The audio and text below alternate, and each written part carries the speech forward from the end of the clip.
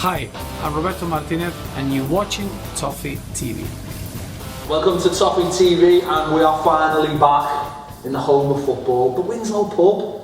It's me, Peter Pal, and Barry Cask, and we're joined by Dave Bond, Lifetime Toffee and manager here at the Winslow. You were supposed to say that, I was supposed to say that, but you've done it anyway. There you go, you've done his job better than I could ever possibly do. It is Dave Bond, who is the man in charge of the Winslow, so see him for weddings, funerals and bar mitzvahs. This is the man. This is the man. Loads of bar mitzvahs. Cater for all occasions.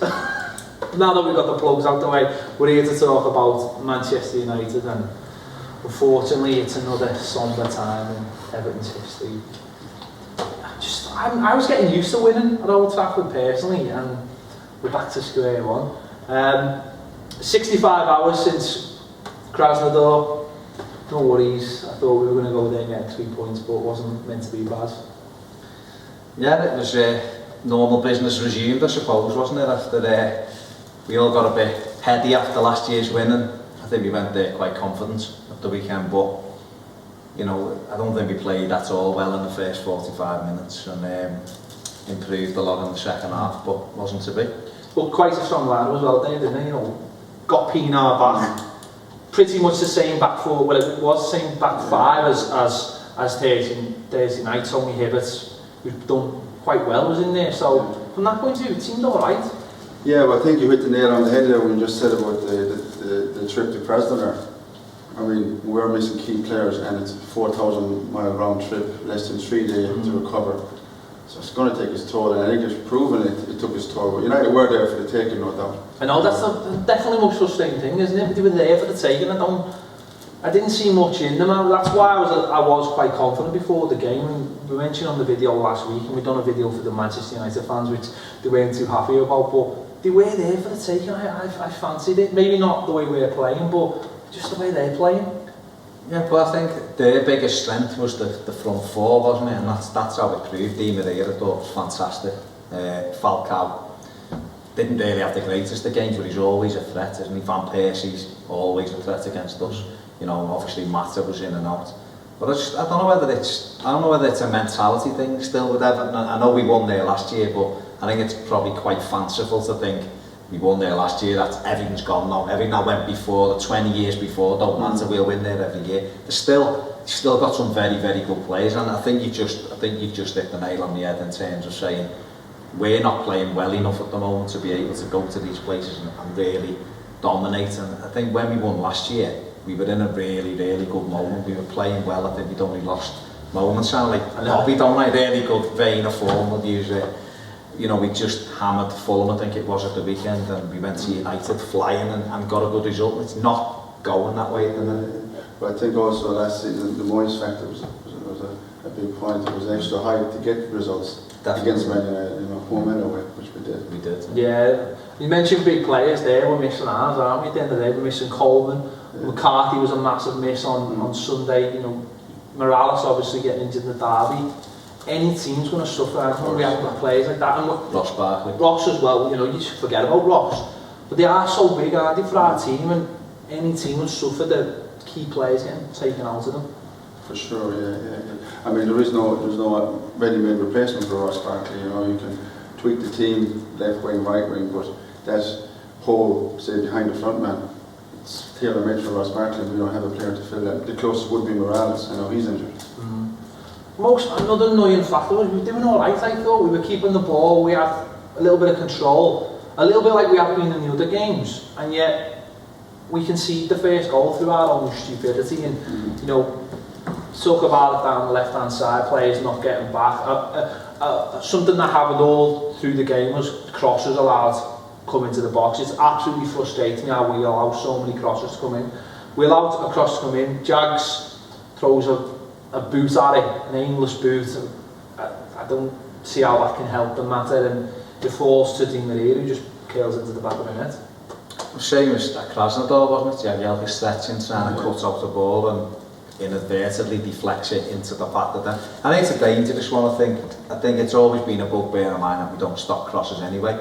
I think he's got too much room to look up. Once that cross comes in, if it's in front of you as a defender, it's really, you're putting your foot out, it's really difficult. You're either going to there's an opportunity, you've got to deflect it past your goalkeeper. So there's a trainer thought that says you let it run across you. Your goalkeeper should really be your eyes and ears there, but I don't know, I suppose he would say, Jagielka would say, I was just trying to cut it off. That's communication though, surely, that's people talking to each other, that's your other defender telling you, that's the goalie shouting, he's telling you what's behind you, because you know, I think Jagielka could have done better there. I think just to aimlessly kick it is not good enough at the top level. You've got to know where you're putting it, and because you know it's resulted in them scoring a goal. Whereas maybe if he allowed it to go past him, someone to give him a shout, that ball would have just gone out. I think as a unit, the back four and the goalkeeper, it's all because they've leaked so many goals now. It's a confidence issue. Yeah. Psychologically, they're damaged, and it's going to take 4 or 5 games of keeping clean sheets to rectify that, you know. I mean, I think against Liverpool we kind of turned the corner because they only scored from the free kick, it wasn't from play, you know. But then you go to United and you concede 2. Yeah, and poor goals as well. As well, really. I think the other thing though, I mean, the Liverpool game we talked about it at length this season, the fact that in most of the games we've set up with 4 forwards, so to speak, and only 2 midfielders. And I think when we went into the derby, we had Gareth Barry, James McCarthy and Mo Besic in midfield, and we looked a lot more solid. Liverpool weren't able to play through us as such, and then to go to United and we almost went back to just having 2 in there again. But slightly different because, but I just think we can't even, with the injuries, every team's got injuries, you know, Arsenal have lost players and things like that. We've lost 4 first teams, 4 players who would be in every single week given the opportunity, and any team that loses a third of its lineup, first choice lineup, is going to suffer. But when you can't even go week to week with having, you know, we went to Liverpool, everyone was fearing the worst, having just lost their own to Palace and lost at Swansea, and we came up with a formation that was quite solid, you know, and then we're unable to field that same lineup a week later at Manchester United. Yeah, I think when it's that much disruption, your back 4 are all over the place because they haven't got the same 3 in front of you. The confidence between a goalkeeper and a back 4 is totally missing. And I think it's one thing leading to the other at the moment. And the other thing is we seem to, every mistake we make ends up in the net. Capitalised on, you know, you haven't got away with one yet. You make a mistake, it's a goal. Yeah, but incredibly, we go down to the other end in the last minute and a half and get a penalty through Tony Hibbert, which, to be fair, he's doing all right, isn't he? He's defending and he's doing that job. He's not having to go forward as much, even though he won the penalty, but he's doing his job, and fair play to him, because I thought he was absolutely finished, but there's still a little bit of life in the old dog. Yeah, I mean, he's still one of the best tacklers, but he's a strong tackler. Yeah. All he's lacking and has been his pace. And For his whole career. For his whole career, and also obviously his final ball, his crossing isn't the best. So. Yeah. But fair play to him, great little exchange. Yeah, nothing for commitment. No, great little exchange, gets himself in the box and wins a penalty that may or may not be a penalty, but he was in there to get it. Leighton Baines steps up, and you expect Leighton Baines to do what Leighton Baines does best, and I always had a feeling that he was always going to miss one, and it was always going to be a dead important penalty. Half of me thought it was going to be last weekend's Liverpool in the derby. I always thought there was going to be one game. You thought we'd get a penalty in Anfield? Yeah, and miss it. That would be the irony. I always thought we were going to get a penalty somewhere, and for one, that he was going to miss it in a really important game. Not had one for 26 years there, we were not going to get it. That's why I thought he'd miss it though, at Anfield. It was one of them. I've got to admit, I'm normally very confident when Baines steps up, and yesterday I wasn't confident that he'd slot, you know. And I don't think it was the best penalty he's ever hit in his life. And I think his run up to it was it seemed a bit rushed. Yeah. But it's funny though, because the keeper goes the other way. It looks great. It looks great, doesn't it? Yeah, that's the thing. Everybody was what a well-taken penalty. But normally he does stick them right in the corner, or like the one he scored last season against De Gea, he smashed it right down the middle at Goodison. So I thought he was going to hit through it, I must admit. Maybe he got caught halfway between, but that would have been so important, that goal, to get a goal just before half time, like we have done loads of times this season. But we come out second half, and fair play, it felt like there was a little bit of a change. There was a change in the formation. Lukaku went a little bit more onto the left, Naismith played a little bit more central, and McGeady went a little bit more on the right, and it felt like the way we've been playing lately. And to be fair, that formation got us a little bit higher up the pitch and got us back into the game. And a well-worked little free kick on the edge of the box, fantastic ball in from Baines. You know, a cross like that is almost as good as a goal because it just puts it on the plate. And Naismith's done what he's been doing all season, scored a great header. Yeah, Naismith, considering the flack he took when he first arrived, he's by far, according to mine, the most improved player that we have in the squad and deserves starting 11 every game. Yeah, but this is something we were talking about off there, wasn't it, about Naismith, and you made a really good point. Naismith should be playing every single game, shouldn't he? He should just be playing, because when you're in form, all you want to do is play, and he's been taken out the team 2 or 3 times this season in Port, you know, away Krasnodar, Palace. You know, he's been taken out that side when really he should just be left in to get on with his business. I think if you're looking to rest players in September and early October, then for me I see that as a problem. I do, because I think you can argue the tired February, March time and they need a break. You don't need a break yet, and when you're scoring goals, and I used to play up front, you just score goals, you can't wait for the next game because you know you're going to score again.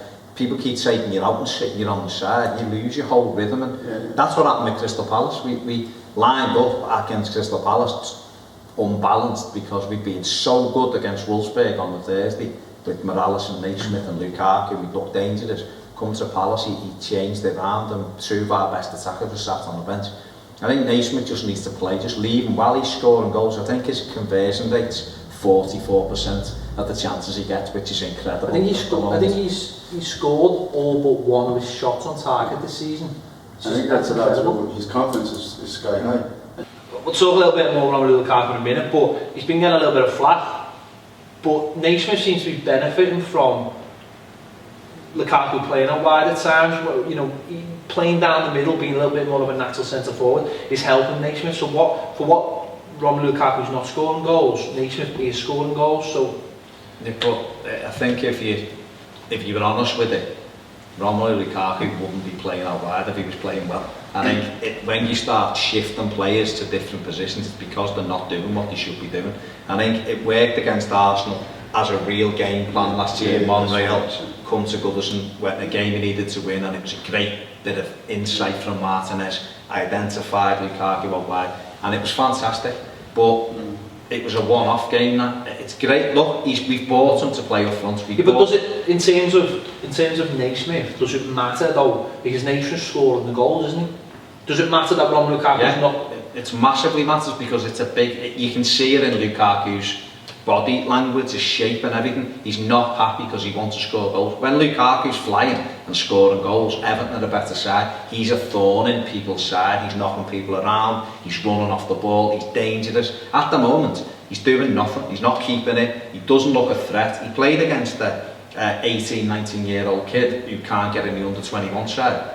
And you would have thought it was the opposite way round. You would have thought Paddy McNair had played 100 Premier League games and Romelu Lukaku was on his second game yesterday, the weekend. So that for me is a problem. I know what you're saying, Naismith scoring, so it doesn't matter. It does, because Naismith will score anyway. It'd be much better surely to have Romelu Lukaku scoring as well as Stephen Naismith, and I think that for me, there's a problem there at the minute with Lukaku. Well, if Lukaku was playing down the middle and wasn't scoring, then we'd all complain that no one was scoring. But at least if he's doing a job of sorts and Naismith's scoring, then... Okay, but he played down the middle in the first half and he had one shot when he was clean through. He didn't even hit the target. So he got shoved wide. But did he get shoved wide, or did he go out there for the sake of the team? I mean, that's what people... Some people... I mean, that's the argument, isn't it? It is, but for me, you're missing the point. You wouldn't put John Stones on the right wing. No, if he's I understand that. But then you've got a decision to make sure. Then you take him off, then don't you, and replace him with that too. Surely Roberto Martinez is thinking, well, I'm going to give him a job to do out wide, and maybe it's not to everyone's taste, but if he goes out wide and does a job for me, and Naismith's scoring goals, then we're doing what we need to do. Yeah. There's one. That's a $6 million question. Has he actually been substituted this season? Lukaku? Not really. Not tactically. Not tactically. No, not. Come off against Arsenal injured, didn't he? Yeah, injured. Come off a couple of times when he's... I think because of the price tag, that there's just something there that they're going to play him every game and not substituting at the moment. But he does. And like just said, I mean, when he played out wide against Arsenal, that was purely a one-off situation, and it worked. But that should be left in the past, and he should be focal point should be as a striker up front.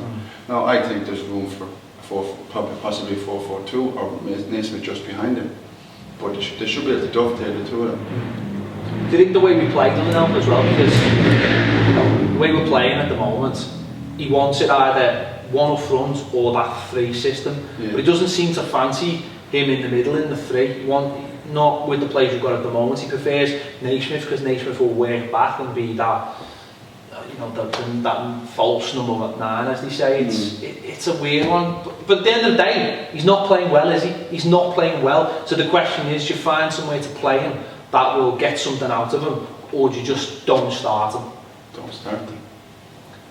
But that's the 20. Regardless of price tag or whatever, the guy's not playing, he's not performing, you don't play him. He's not performing. That's fair. I mean, I think that the thing is here, and people will be shouting at the video that he's only 21, he's gone at him, and he will. There's all of that, and he's a fantastic footballer. He will be. He was great last season at times, but for me, at the moment, you can't play someone because they've cost you £28 million. That can't happen. If you're not, I've said this to you off there, you ask yourself the question as a centre forward is, if I'm not scoring, what am I doing? Okay?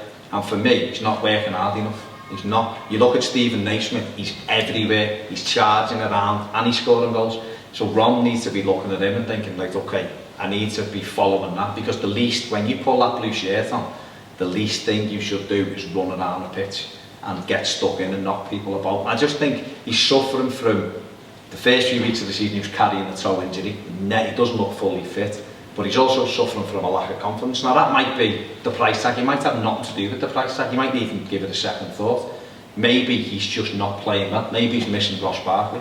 But I don't think you can say, well, we're going to try him out wide or keep shoving him wide because he's not scoring goals down the middle. If he's not doing his job down the middle, take him off, put him on the bench, start with someone else. He come on against Krasnodar and made Everton a more potent threat. He came on at Swansea and had a shot and, looked a little bit better. The games where he started at the moment, he's just falling away. He's not getting in the right areas. I want him in that 6-yard box scoring tap-ins because he's our target. Do we make tap-ins for him? Well, maybe he was in there, he would. If you're running through, you watch Everton when he plays, the amount of times we break into the box and Romelu Lukaku's on the edge of the penalty area and he should be in the middle. And that might just be a confidence thing. He's not getting in there because he's trying to do a little bit too much. That's just how I see it. Anyway. Well, at 1-1 we had one cleared off the line, which would have gone and could have been a very different game. But then Tim Howard has his moments of madness, as he has so many times this season, or poor judgment maybe, and elects to kick a ball down the line rather than kick it out, which was comprehended by the fact that we had Stephen Pienaar down on the floor, and you think, if you kick it out, Pienaar gets treated, the game gets stopped for a couple of minutes and it all gets calmed down. Instead, the ball's kept in play. Di Maria, which only Di Maria can do, is have a shot that turns into a brilliant cross, and Falcao does what every striker does against Everton and scores his first goal. Like, the line of that, the list must be endless of those players, and we find ourselves 2-1 down, and like, as you said, it can be easily avoided, which again is something we've said so many times this season. Yeah, I think definitely Howard had a rush of blood to the head there, because I mean, a guy who's experienced, like you just said, could he not have foreseen what he did when he kicked it down the line, that he himself was over near the corner flag. He had to track back, and with that Pienaar was down, so 1, 2, 3 passes there to the back of the net. So yeah, it's probably a mistake that he wouldn't have made a couple of months ago, but he is making these silly mistakes now. And considering when you look back at the World Cup and that game that he had when they nearly wanted to put him up in the monument against Belgium. Back in America. But he was fantastic. I wouldn't fancy him to be the Secretary of Defence anymore. I think that'd be worrying. Again, I wouldn't start pushing panic buttons with anyone in the squad. Like if we're playing like this at Christmas and we're losing to QPR, teams like that, problem. Yeah.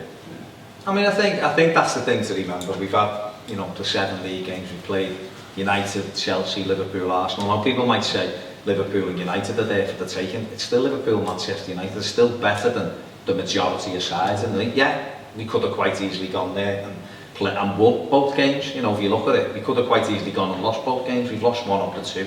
Two difficult games, Anfield and Old Trafford, within a week of each other.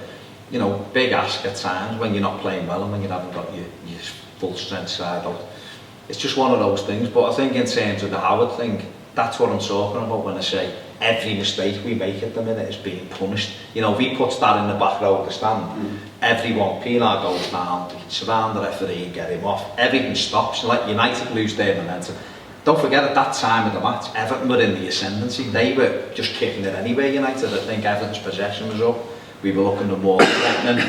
You know, when you don't know what that turns into, he kicks it down the line. You know, I actually thought he cleared it all right until I see where it went. You know, and it, like you say, 3 passes later, it's a cross shot. Well, it's a shot that's going nowhere, and Falcao reacts. But even that, John Stones is lazy in terms of not being in line with everybody else, and Jagielka can see that Falcao's on his own and doesn't get touched tight. And he's only got a job to mark what's in front of him there, Jags, and he should really be tight on Falcao. He reacts well, like a good striker should do when it's in the net. Would you drop him, Howard? Howard? It's a big... I would, I'd drop him. I'd drop him. I think at the end of the day, I think he's been rubbish this season. I think for large parts of last season he was rubbish. I think what De Gea did later on in the game shows what a top-class keeper can do when he's on form. And I don't think Howard's on form. I think last season Manchester City showed by dropping Hart that sometimes you can take a goalkeeper off the spotlight, get him back to basics, get him training hard, get him fighting to get back in the team.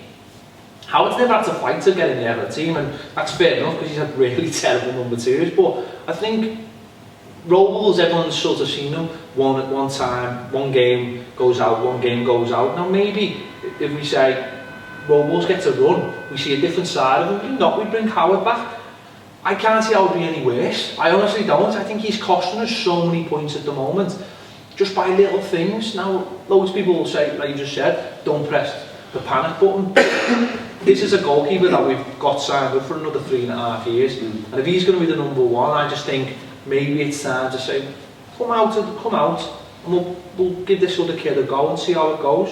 What would it really do? I think if it was the way you qualified the question is, has Robles really made anywhere near the amount of mistakes that Howard's made? I can't remember, bar the Southampton goal with Goodison last year that Ramirez scored, which seemed to go through him from about 30 yards. Yeah.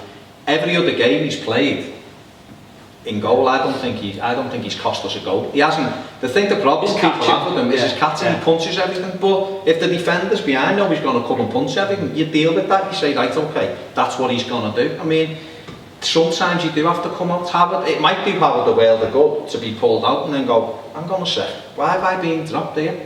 I have to work a little bit harder, and he might just concentrate a bit more on what he's doing. You know, I don't know, it could go either way. I mean, the game to play Robles in was Swansea away, and he played Howard, and we got beat 3-0 anyway, so that was a strange one. Yeah, and he was terrible at that. Yeah. So, yeah, you could have a point there. We've said that too many times, I think we've said it too many times. He was terrible. And some goals, I'm just thinking, I mean, the irony is he's a great shot stopper, which is fair enough. And you see him make saves, you see him in the Wolfsburg game where he made loads of really good saves. But then you look at the ones he misses and think, I should have had that. But has that World Cup game gone to Howard's head? See, that's another thing, isn't it? Has it gone to Martinez's head? Maybe he's got ink poisoning. Someone put that on Twitter. He wanted me to ask it, and I'm sorry, but I forgot your Twitter handle, but it's your question. And we mentioned De Gea there, now obviously the last 10 minutes. I was going to say, you didn't let me mention the question. Does too much tattoos impair your judgment? That was the Twitter question. That's why. You'll know who it is. That's why I never let you ask it. We mentioned De Gea there, we had the goal last 10 minutes. You know, the changes actually worked. I mean, Osman coming on sort of worked. I thought he got himself into some good positions. Eto'o not coming on was very, very strange. I can't understand that one. 2-1 down. But Osman got into good positions that he just couldn't score, but we did have a couple of really good opportunities there later on. And what can you say when De Gea makes saves like that? I mean, the one from Osman, okay, maybe you expect him to make that save, but the one from Oviedo, I mean, that's incredible. Really, I mean, there's pictures out there, you know, you'll see them on social media, where the ball is about a couple of feet from the goal and De Gea's nowhere near. And then there's a next picture in his arms, got it, and you're just thinking, how the hell have you done that? And I mean, you could just imagine if Oviedo scored that goal, it would have been like last week against Liverpool. It's unbelievable. But De Gea does what an absolute top-class keeper does, and wins the game for his team. Don't forget, this is a keeper who's, when he arrived first in Manchester, he was being slated. There you go. You know, he's got a slight frame, so I don't think he's ever going to be commanding crosses in the air, but as a shot stopper, he's young, so his reflexes are sharp, and he's tall, he's light, so he will move fast, and he's. There's another question, how is he getting over the hill? He's 34. But there you go. 36. What Ferguson did when De Gea came in was he played him through his problems, and then he swapped them out a few times with Lindegaard in games where maybe he felt there needed to be a more physical presence, and then he put him back in, and now he's an absolute top-class goalkeeper, and you think that's the way to do it. You let players learn. Now, okay, sometimes we're not always in a position where goalies can make loads of mistakes, but again, I go back to it and think, what can be worse than a defence having no confidence in its keeper? And I think that can be a turning point. And you look at the way we played this season, and how much confidence have they got in that fella behind them?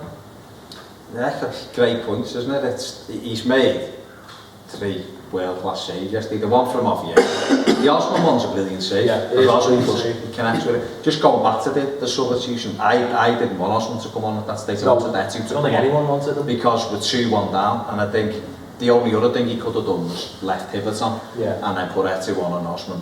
You know, because Osman done okay when he came on, but I just think chasing the game at 2-1, someone like Samuel Etu with his know-how would have found a yard in the box, and I'd back him every time. But it didn't, and it went on. And De Gea, I mean, the save from Oviedo, I mean, as the ball drops, Stones unfortunately gets injured, winning a fantastic header at the backstick, but as it drops to Gareth Barry and he brings it down, I thought 2-2, can't miss, he brought it down on his left foot, it goes past De Gea and it's Blackett on the backside, comes out to Oviedo, who just throws himself at a fantastic side. It's a wonder strike, isn't it? It's a wonder strike, that goes in. As he hits it, I'm just up, I'm up with me 1.5 arm, thinking we've scored, because I can only see the ball rising to the net, the same as Jagielka's last week, and it was almost Neville Southall legs. That hand comes up, and it's just an absolutely unbelievable stop.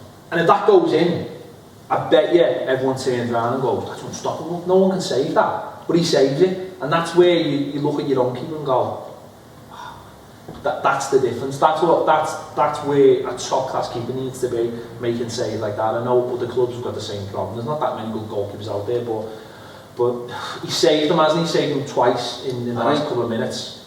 And the most frustrating thing is, the last 10 minutes I thought we were great going forward. And you're thinking, why haven't we done that all game? Why haven't we had a real go with these? Because these are an average side who've got loads of players out. Yes, they're great going forward, but why haven't we had a real go with them? It's so frustrating.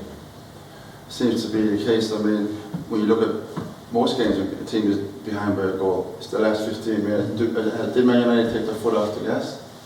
The last 15 minutes? Possibly not, because United, like you said, were there for the taking. They're not all that. They're good going forward, but in the centre midfield, across the centre of the park, they're not there. You know. And as you just mentioned, John Stones gets injured in the build-up to that, and it's another player who could be out for what? 3 weeks, 4 weeks, 5 weeks, we don't know it. It just sounds like it's a bad one, and we're coming into a spell now where we're playing teams that we should beat. But it's all right saying that you've got your first 11, but if you haven't got your first 11, then it's not that easy. No, I mean, it's a hammer blow really, because he's been our best defender. So it's, you know, we've lost Coleman, who's influential, Barkley, who, you know, we haven't seen Ross Barkley this season. We've lost James McCarthy. We're hoping that the 2-week rest will mean that he's fit against Villa. And we now got new, you know, Kevin Morales is out, you know, probably till December. We've now lost John Stones. Wouldn't surprise me if we don't see him before Christmas. So it's just one thing after the other at the moment. It's unreal, and that's really what's hampered us more as well. But people always get injured. It's an opportunity, isn't it? Now it's an opportunity for Distan to come back in and show that he is he's not past it. And you know, Distan played the majority of last season and done it well. So he hasn't started this season great, but who knows? He might come back in and have a couple of good months, and then it's up to Stones then to get his place back. But it was a heartbreaking 90 seconds, wasn't it? He gets injured. De Gea pulls a save off like that, and then we go and waste the corner. Lukaku heads it 50 foot up into the air off the corner, and a possible point is another defeat, and it's you know, really very frustrating. Doesn't it just question the fact that why didn't Martinez strengthen the defence in the transfer window in the summer? Yeah. It was crying out for, it was paper 10, it was crying out for at least one centre back, right back. Michael Richards is the one that I think should have been started in there, but I think he wanted. He moved for Nastasic last day, but he wasn't. He wanted to see how it went at City. I think he probably had a couple of phone calls, but leaving it the last day, it's a gamble, isn't it? Because some players will go, I want to get there. You know, I mean, we were linked quite heavily with Tom Cleverley, and people weren't having that at all. But I tell you what, he'd make a difference to us now, getting around the pitch with those legs. One of those things. Well, it's one of those things for January now, isn't it? We're just going to have to hopefully strengthen in January and get. I'm just going to have to get on with it. A couple of weeks break now, get them back, and hopefully maybe 2 or 3 be back. Hopefully Seamus, hopefully McCarthy, hopefully Ross will be somewhere near available. I think he'll be. Hopefully he'll be back for Villa or thereabouts, and we can hopefully kick on from there. But we'll wait and see. And hopefully maybe Lukaku will go away with Belgium, score a couple of goals, and get back to. He just needs a bit of foot. I think if Lukaku can get back and get a couple of goals, he'll be fine, but he needs to be left down the middle of it. We're talking about building a team around these young players. Let's not shift them all over the place, play him down the middle. If it's a problem with Stephen Naismith, then maybe Naismith has to come off the team. It's the way it is. It's about finding the right balance, you know what I mean? And it might be that Naismith, we almost go a 4-4-2, like you said, with 3 players with real legs in the midfield. And then a wide play, but making it a 4 and leaving Naismith just off Lukaku, and that might be the way that we can do it. Who knows? We'll just have to see. Wait and see. Right, this has been Toffee TV. We've been looking back at the Manchester United game. Make sure you subscribe. There should be a button just up there somewhere to subscribe, just around there. Follow us on Twitter at Toffee TV1. We'll be back soon.